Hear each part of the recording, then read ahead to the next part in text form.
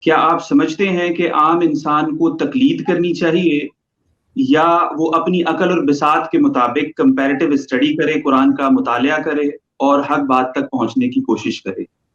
دیکھیے، انسانی زندگی میں بہت سارے ایسے مراحل آتے ہیں جس میں آپ کے شعور کی مختلف جو سطح ہیں وہ یہ طے کرتی ہیں کہ آپ کہاں پر کھڑے ہوئے ہیں۔ ہم میں سے ہر شخص جب زندگی کی ابتدا کرتا ہے تو وہ ہمیشہ اپنے گرد و پیش سے، اپنے آبا سے، اپنے خاندان سے، اپنے علاقے سے، اپنے کلچر سے، اپنے علماء سے جو کچھ رائج فکر ہوتی ہے اس کو سیکھتا ہے، اس پہ عمل کرنا شروع کر دیتا ہے۔ ہر انسان کی ابتدا ایسے ہی ہوتی ہے۔ ایسا انسان کبھی دنیا میں پیدا نہیں ہوا کہ وہ پہلے دن سے جس چیز پر عمل کر رہا ہے اس پر غور و فکر کا آغاز کرے، اس کو کریٹیکلی انالائز کرے، اس کے بعد کسی حتمی منطقی نتیجے تک پہنچے اور اپنی عقل کی روشنی میں کسی رائے کو اختیار کرے۔ دنیا میں اسی طریقے سے سفر کا آغاز ہوتا ہے کہ جو کچھ ارد گرد موجود ہے انسان کو اس کے آباء ایک تاریخ کے طور پر منتقل کر رہے ہوتے ہیں اور وہ اس پہ عمل شروع کر دیتا ہے۔ انسان کا معاملہ یہ ہے کہ وہ ایک عقلی وجود ہے۔ وہ جب بڑا ہوتا ہے، علم حاصل کرتا ہے تو اس کی عقل ڈیولپ ہوتی ہے۔ یہ وہ فیکلٹی ہے جو چیزوں پر سوال اٹھاتی ہے، ریزننگ کرتی ہے، استدلال کو جاننے کی کوشش کرتی ہے۔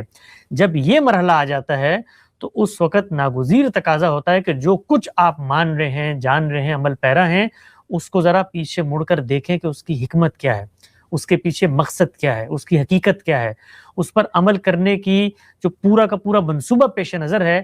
اگر آپ ان تمام پیچھے کی چیزوں کو نہیں جانیں گے تو جو نتیجہ آپ اس سے حاصل کرنا چاہتے ہیں آپ حاصل نہیں کر سکیں گے۔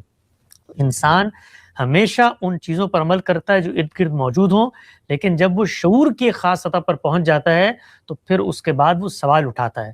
اب جب سوال اٹھانے کا عمل ہوتا ہے تو یہاں پر بھی اس کو طے کرنا ہے کہ وہ کہاں کھڑا ہوا ہے۔ کیا وہ طالب علم کی جگہ پہ کھڑا ہوا ہے یا دین کے عالم اور مجتہد کی جگہ پہ کھڑا ہوا ہے؟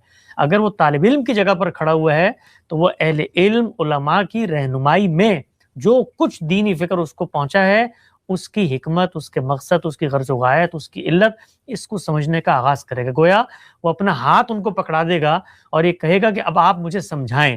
اگر وہ اس سطح پر نہیں کھڑا، وہ دین کا عالم بننا چاہتا ہے تو پھر اس کے کچھ اور تقاضے ہیں۔ اس کو اپنے شعور کو اس سطح پر پہنچانا ہے جہاں پر براہ راست وہ دین کے ماخذ کو پڑھ سکے۔ سب سے پہلا تقاضا پیدا ہوگا عربی زبان کا، کیونکہ دین کا جو ماخذ ہے وہ عربی زبان میں موجود ہے، قرآن مجید۔ اس کو پڑھنے کے کیا تقاضے ہیں؟ پھر امت کی علمی تاریخ ہے۔ پہلے دن تو وہ نہیں پیدا ہوا دین پہ غور و فکر کرنے کے لیے۔ 1400 سال کی ایک درخشاں، ایک جاویداں اور ایک زندہ علمی تراث اور روایت ہے، اس کو اس نے جاننا ہے۔ تو زبان کو جاننا، اپنے ماضی کی تاریخ کو جاننا، اسی طریقے سے خود دینی علوم پر غور و فکر کے جو پیراڈائم ڈیولپ ہو چکے ہیں ان کو سمجھنا۔ تو عالم بن کے اگر دین پر غور و فکر کرنا ہے تو پھر اس کے کچھ اور تقاضے ہیں۔ تو ہر سطح پر آپ کو یہ طے کرنا ہوگا کہ آپ کہاں کھڑے ہیں۔ آپ ایک باشعور مسلمان کی جگہ پہ کھڑے ہیں تو جو نمائندہ اہل علم ہے ان کی رہنمائی میں آپ دین کا مطالعہ کریں گے، آپ قرآن مجید پڑھیں گے، آپ کو وہاں کوئی سوال پیدا ہوگا تو آپ کیا کریں گے؟ آپ اپنی کوئی رائے قائم نہیں کریں گے۔ یہی معاملہ دنیا کے باقی امور میں بھی کر رہے ہوتے ہیں۔ مثلا آپ کو کوئی ڈاکٹر کو دوائی تجویز کر دیتا ہے اور آپ کو اس پر کچھ سوال پیدا ہوتا ہے تو آپ خود سے کوئی نئی دوائی نہیں لے لیتے، آپ جاتے ہیں اس سے سینئر ڈاکٹر کے پاس، اس کے سامنے جا کے سوال اٹھاتے ہیں۔ تو تقلید سے آغاز کرتا ہے ہر انسان، لیکن تقلید کے بعد وہ تحقیق میں ڈھلتا ہے۔ پھر تحقیق کس مرحلے تک پر کرنی ہے، اس کا تعلق آپ کے شعور اور آپ کے اس تصور سے ہے کہ آپ کہاں کھڑے ہیں۔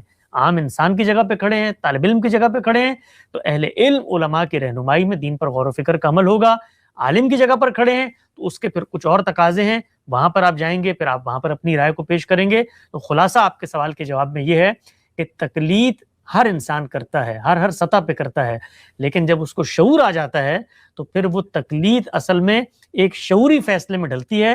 وہ اگر شعوری فیصلے میں نہ ڈھلے تو جو کچھ اس کو حکم کے نام پر دیا جا رہا ہے اس کی منشا پوری نہیں ہو سکتی۔